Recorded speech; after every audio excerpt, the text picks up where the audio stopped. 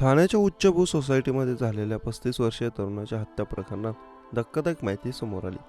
2 दिवसांपूर्वी ठाण्याच्या इमारतीच्या टेरेसवर मुंडकं छाटलेला मृतदेह आढळला होता. त्यामुळे एकच खळबळ माजली होती. आईवरून शिवी दिली म्हणून आरोपीने मुंडकं छाटून हत्या केल्याचं पोलीस तपासात समोर आलं.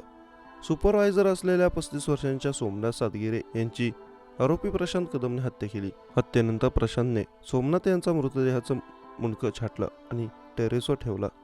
सोमनाथ यांनी प्रशांतला आईवरून शिवी दिली होती. याचा राग मनात धरून प्रशांतने हत्येचा कट रचला. क्राईम सिरीजमध्ये कशी हत्या केली जाते तसंच कुठून हत्यार आणलं जातं त्या ठिकाणावरून हत्यार आणून प्रशांतने सुपरवायझर सोमनाथची हत्या केली.